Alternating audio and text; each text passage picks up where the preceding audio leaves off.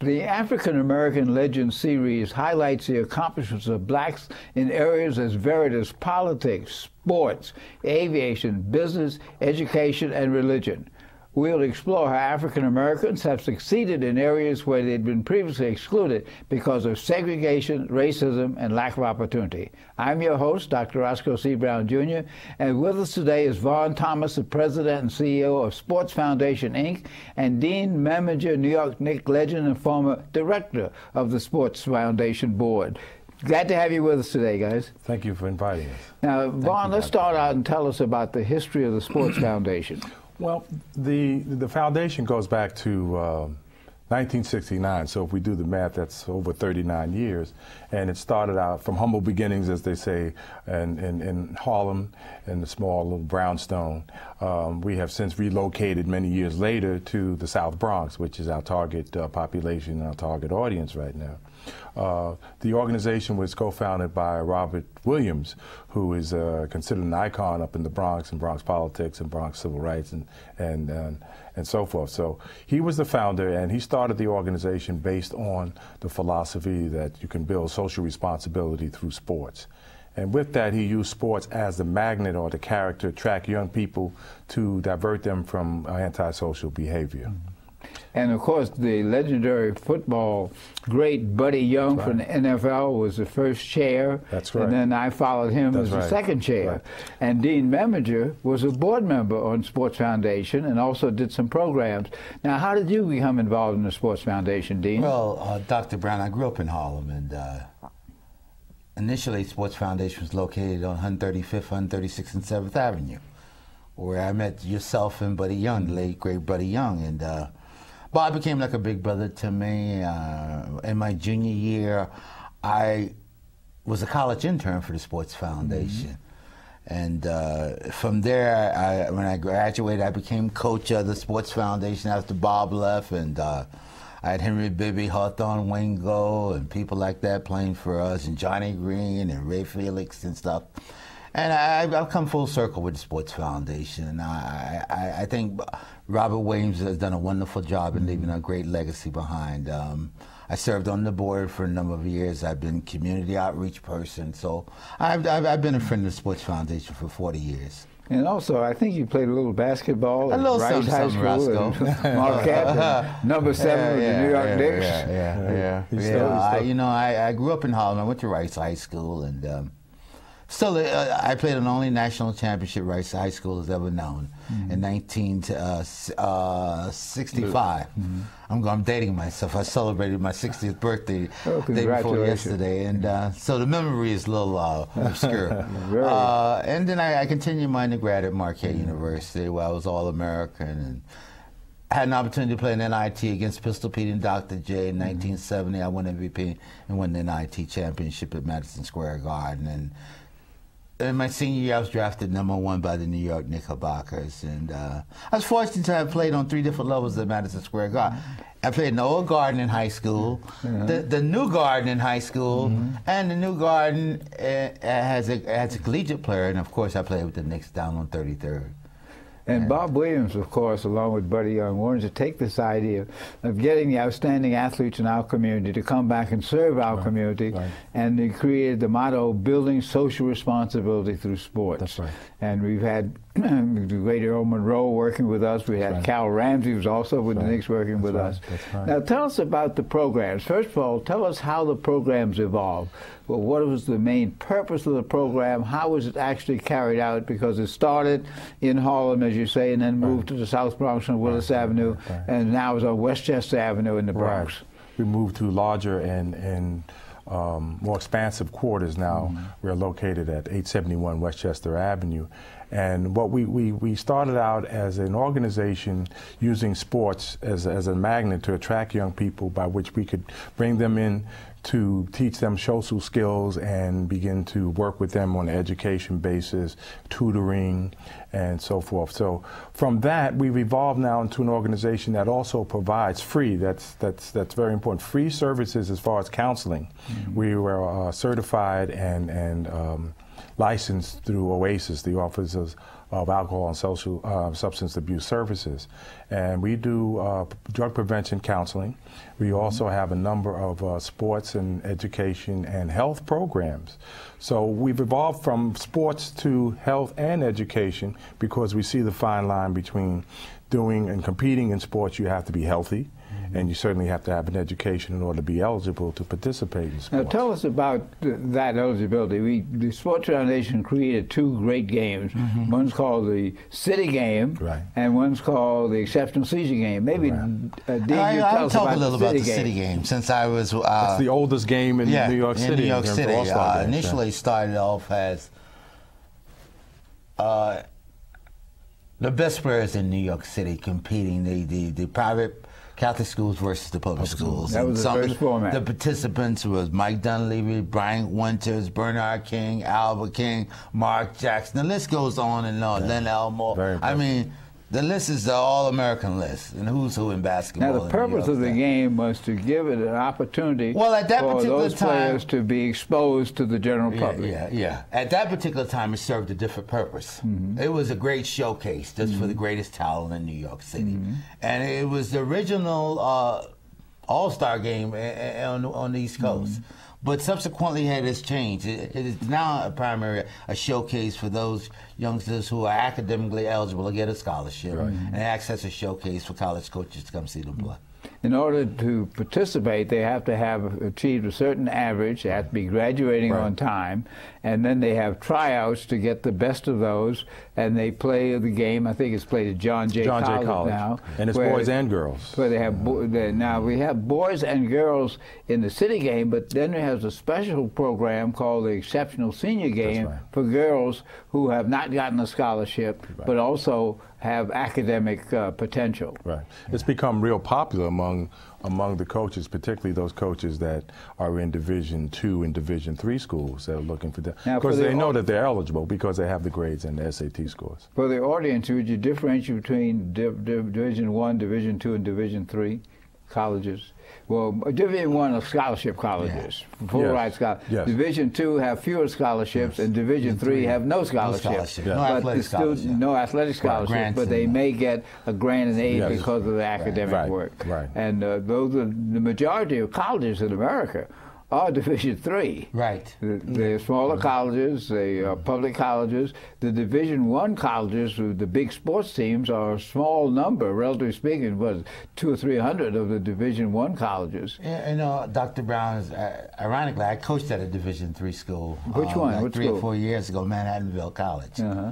And it's ironic that your previous guest was Dr. Earl Monroe, who received an honorary degree from Manhattanville College last Saturday, and it's a Division III school, and it's a very good school. And they emphasize basically sports for the social participation and the interaction. Because very few of those players, if any, will actually go into pros. And basically the Sports Foundation isn't about preparing professional athletes. It's about getting the social and academic skills so that they will be able to stay in school and when they graduate, make a contribution to society. We don't de-emphasize sports now. We try to encourage young people to have secondary plans in case, or plan B in case they don't make it, whether it be high school or college or professional basketball. We don't discourage that, but we do encourage that they do have a plan B and certainly get an education. And it isn't just about basketball. I believe the Sports Foundation has sponsored boxing. That's right. We sponsored track and field, tennis, martial arts. Sponsored martial arts. Very soon, we're happy to announce that we've opened up a fitness center, and we'll be able to target not only young people, but we're going to have a special program for senior citizens like myself and Dean, so that we can participate in some low-impact exercises and fitness program. Well, how are you going to do that? Well, we have equipment now, and we're going to go out and do some community outreach and target some of the senior centers and also the senior homes. We're going to provide transportation for them. We'll pick them up and bring them back to the fitness center and have a prescribed program given by certified trainers, and it will be 2 times a week, 5 days a week. All right, now, if someone wants to find out about this program, how do they do that? They can call us at 718-665-9585. and that's for Get Fit, Fight the Fat. Okay, can you do that again? 718-665-9585, and the program's called Get Fit, Fight the Fat. Now, what organization is sponsoring that program? Well, we have a number of, we have some funds that are earmarked for us from DYCD. What's DYCD? The Department of Youth and Community Development. Okay. Well, see, when you work in this field, these acronyms come very easy. I had to think for a minute because we don't use the full title. But also we have some federal funds also through the graces of our Congressman Serrano and through our councilperson Maria Del Carmen Arroyo. So we're very thankful. Now, Dean, you do something with the Sports Foundation. I think you're planning a new Sports Academy. Could you tell us about that? Let me preface my remarks by commenting on a healthy community.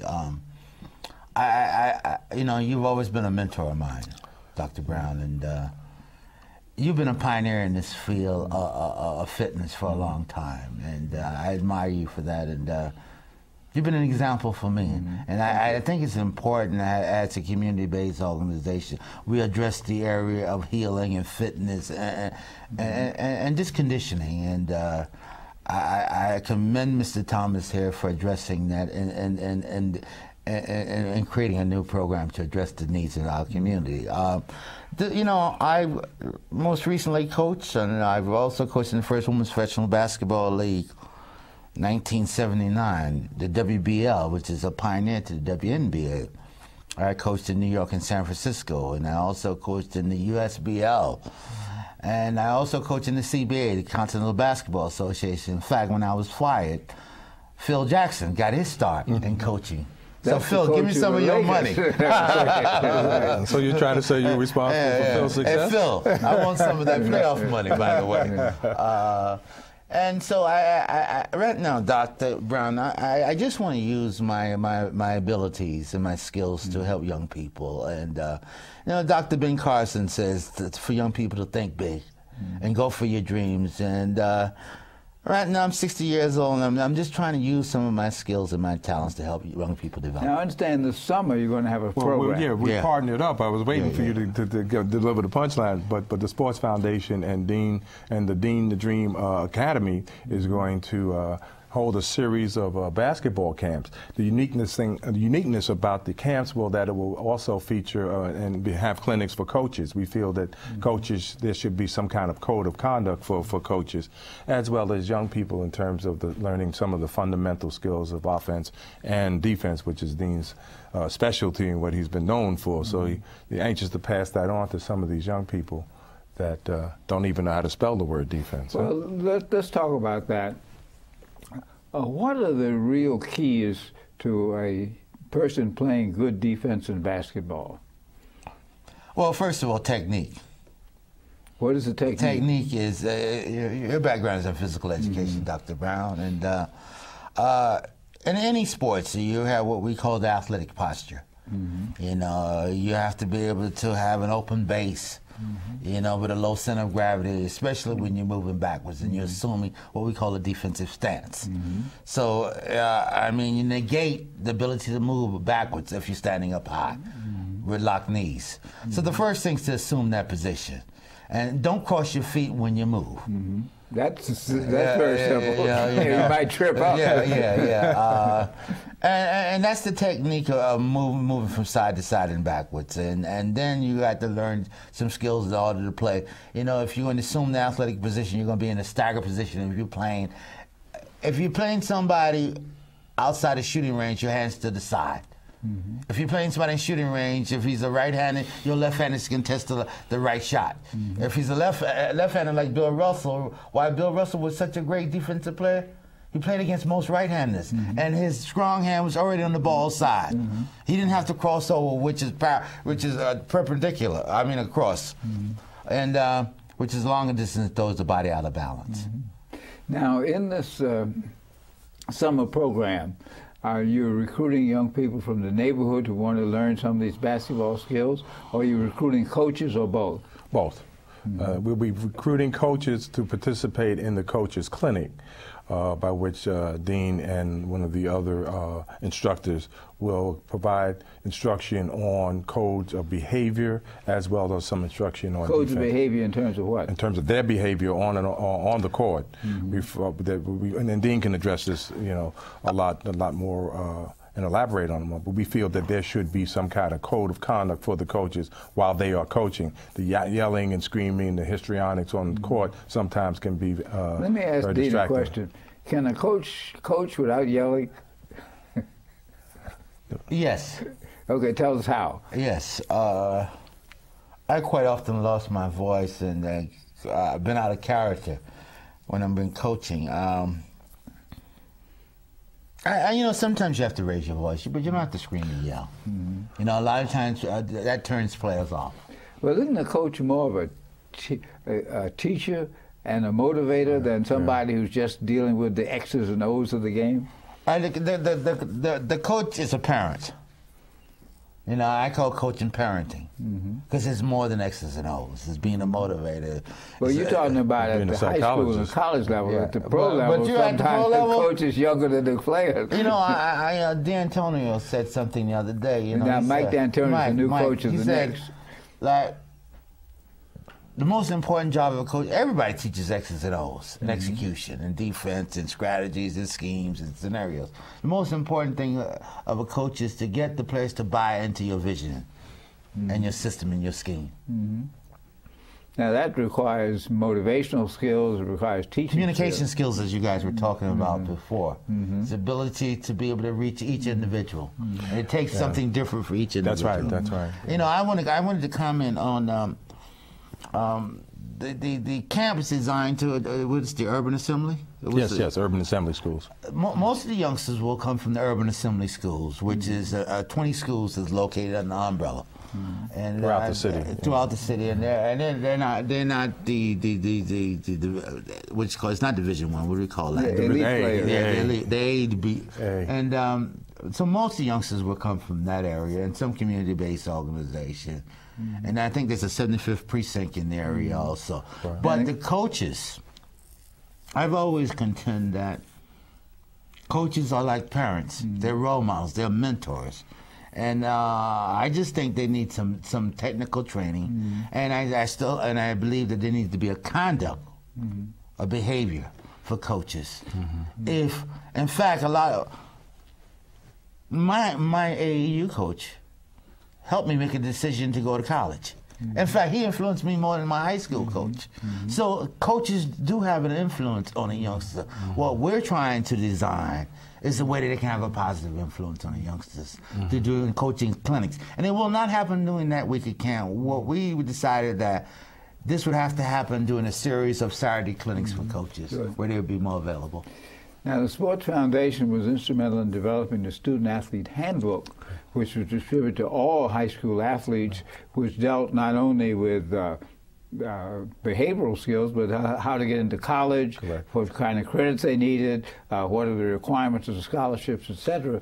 Because many young people who play sports don't really understand what's required when they get to college, and not even what's required when they get to college, but how to get into college.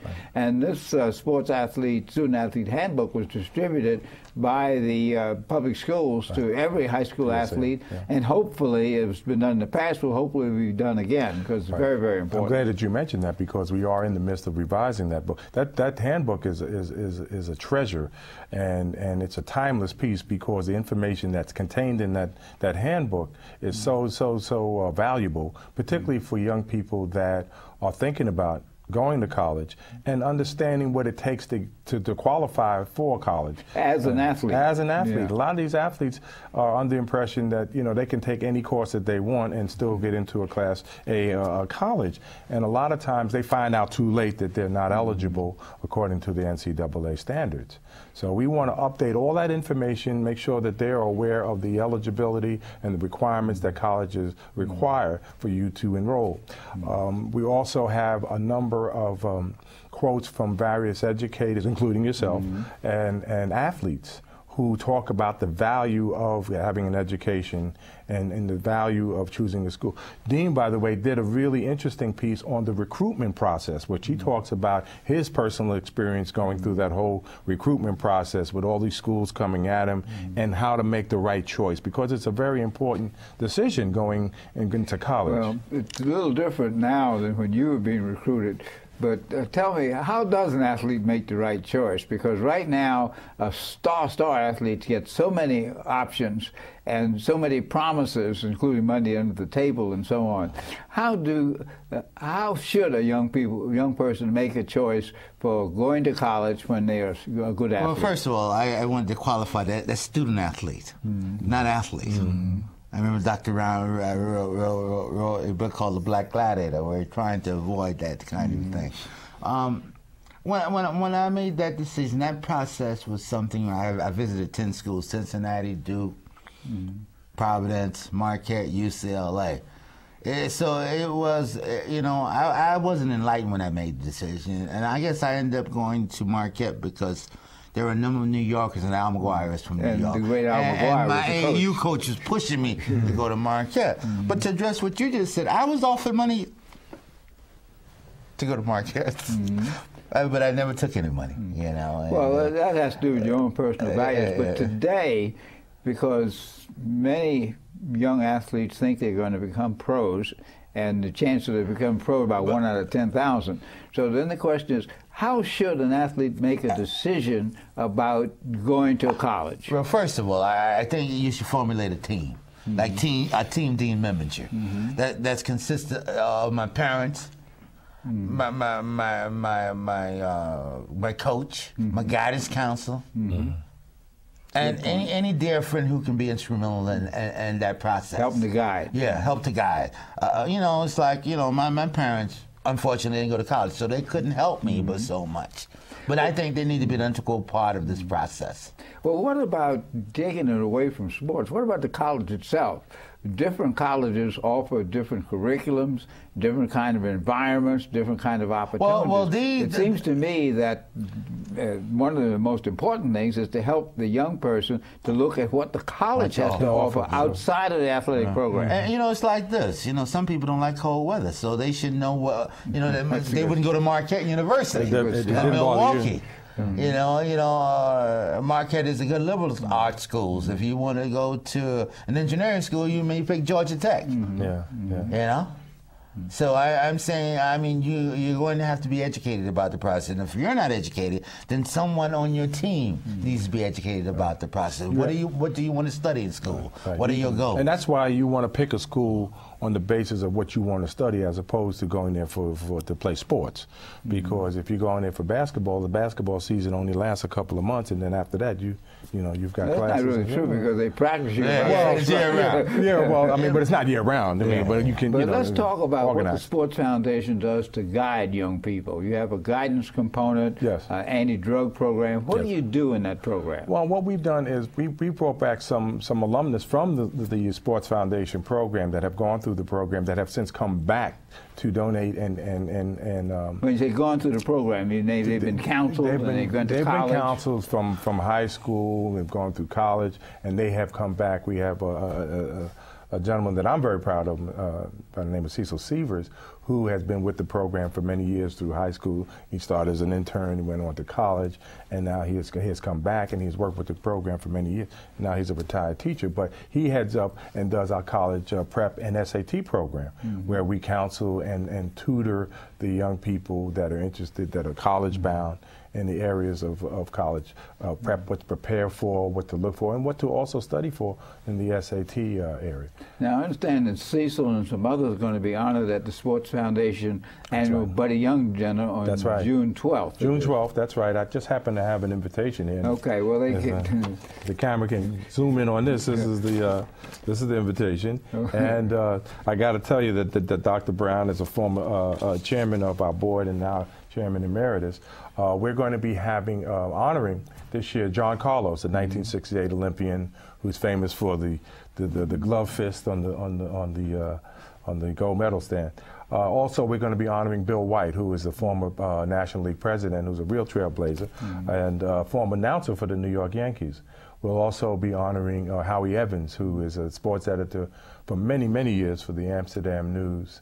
And another gentleman by the name of Reverend Charles Coverdale, who is a local Bronxite, who grew up in the Bronx, in the South Bronx, and is now heads up one of the largest churches in Riverhead. Now, how can the audience get information about this?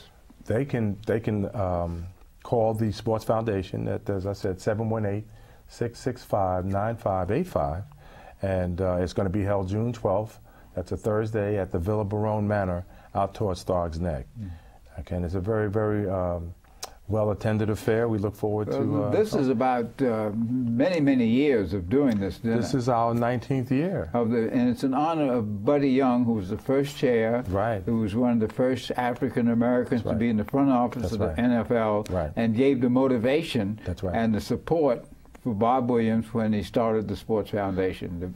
Another link to this whole, to the dinner, I might add, is that the Master of Ceremonies will be a gentleman by the name of Dean Memminger, who's Dean's son, who also is the anchor for News One on Channel 1.